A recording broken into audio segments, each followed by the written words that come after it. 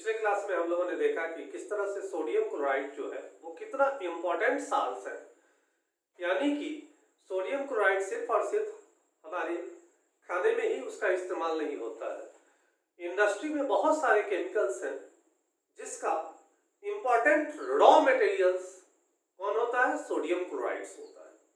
तो चलते हैं कि सोडियम क्लोराइड से पहले क्या बनता है। तो देखिए, बेकिंग सोडा, सोडियम, इसका केमिकल नेम है सोडियम हाइड्रोजन कार्बोनेट। इसका केमिकल नेम है sodium hydrogen carbonates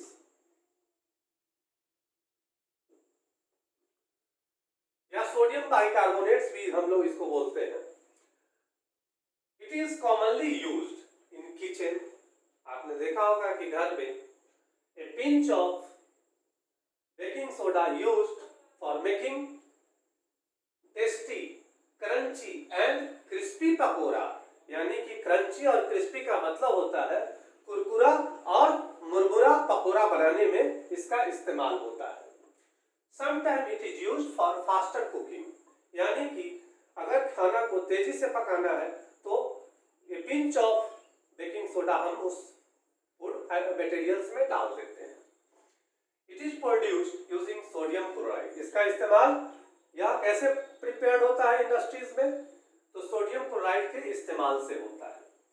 sodium chloride water और कार्बन डाइऑक्साइड और अमोनिया को मिक्स करने पर क्या बनता है? अमोनियम क्लोराइड बनता है और सोडियम हाइड्रोजन कार्बोनेट बनता है। It is mild non corrosive basic acid. यह एक, जैसा कि हमने पहले बताया था कि साल्ट तीन तरह के होते हैं, acidic salt, basic salt and neutral salt. तो यह जो साल्ट है यह भी एक तरह का साल्ट ही है।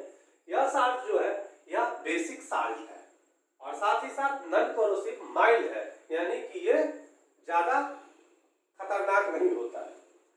The following reactions takes place when it is heated during cooking.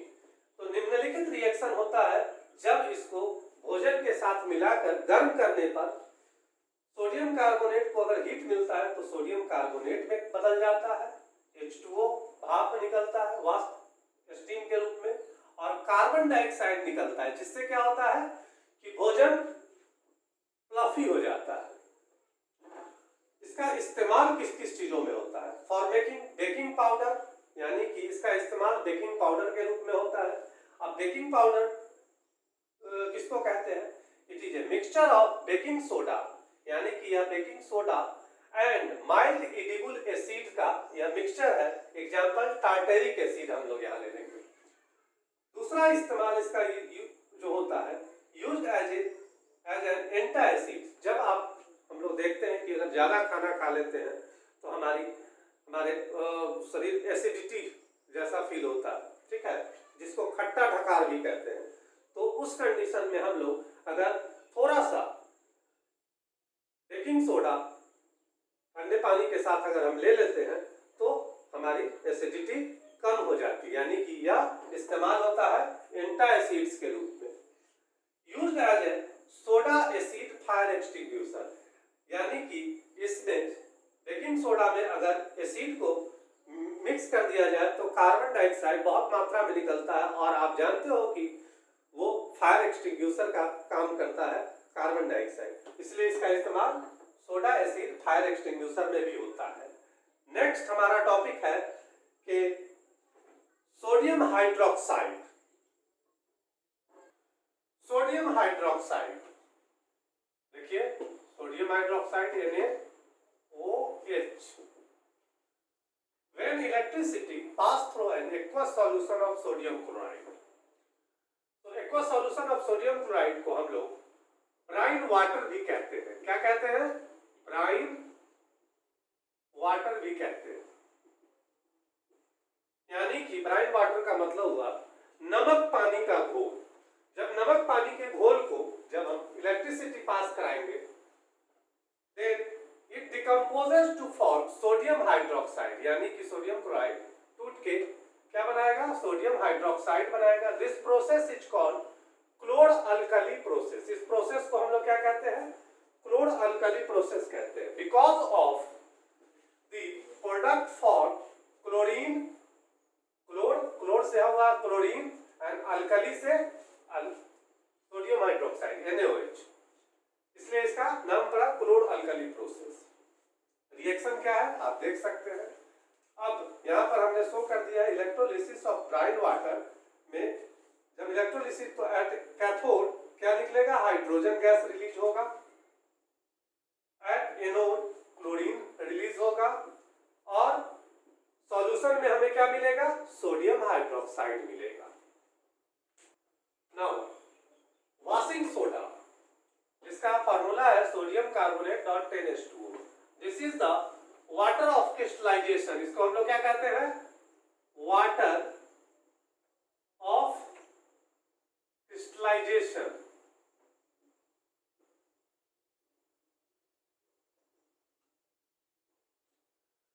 तो वॉशिंग सोडा किस तरह से preparation, sodium carbonate can be obtain by heating baking soda and recrystallization of sodium carbonate gives washing soda। तो देखिए हम लोगों ने पिछला बेकिंग सोडा में ये पढ़ा था कि जब बेकिंग सोडा को गर्म करते हैं, तो यह देखिए बेकिंग सोडा है, इसको गर्म कर हीट करते हैं तो सोडियम कार्बोनेट बनता है और water vapour and then carbon dioxide release होता है। अब ये सोडियम कार्बोनेट को अगर हम रिक्रिस्टलाइजेशन करें, देखिए यहाँ सोडियम कार्बोनेट, जब इसको गर्म करने के बाद जो सोडियम कार्बोनेट मिला, इसको फिर हम 10 मॉलिक्यूल्स ऑफ वाटर के साथ रिक्रिस्टलाइजेशन करेंगे तो हमारा क्या मिलेगा, वॉशिंग सोडा मिलेगा।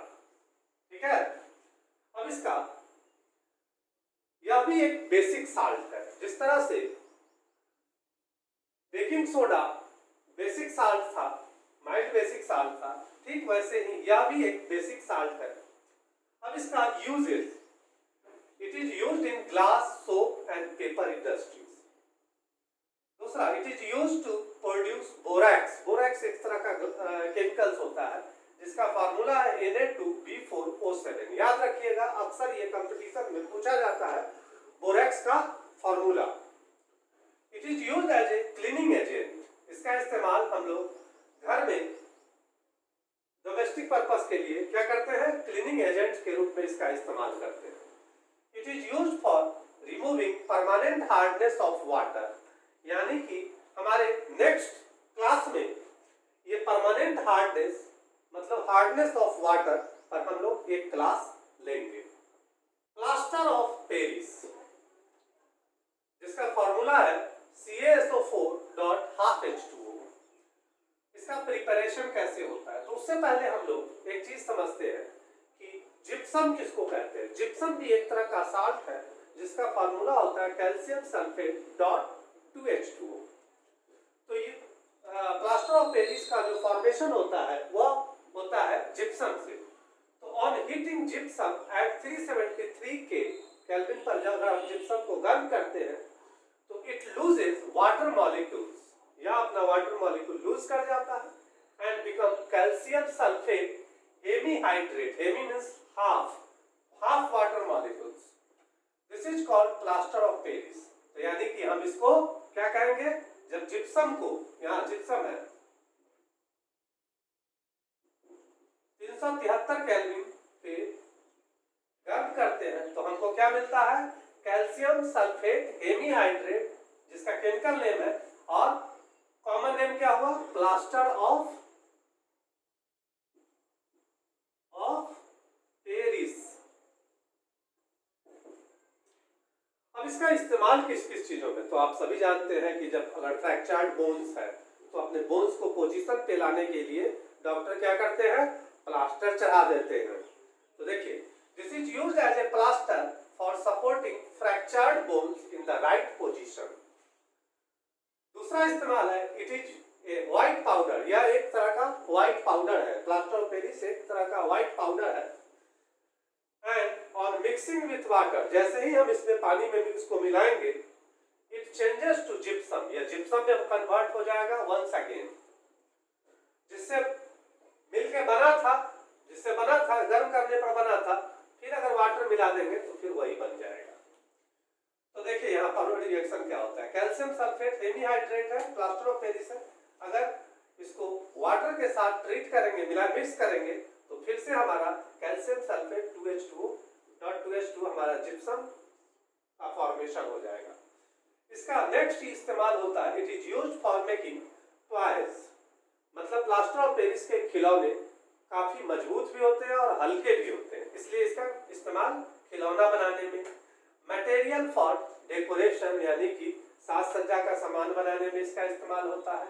And for making surface smooth, यानी कि सरफेस को स्मूथ करने के लिए भी इसका इस्तेमाल होता है।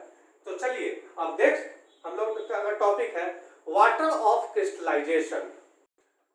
वाटर ऑफ क्रिस्टलाइजेशन, तो पहले इसका definition, water of crystallisation is the fixed number of water molecules present in one formula unit of a salt, यानी कि एक फॉर्मूला यूनिट साल्ट का, एक फॉर्मूला यूनिट में जितने molecules, number of molecules water मौजूद रहेंगे उसे हम लोग क्या कहते हैं, वाटर ऑफ क्रिस्टलाइजेशन कहते हैं। एग्जांपल है इसका, आपने देखा होगा बेकिंग सोडा का फार्मूला ये होता है और एक फार्मूला यूनिट में कितने मॉलिक्यूल्स हैं, 10H2O, यानी कि this is the water of crystallisation of baking soda.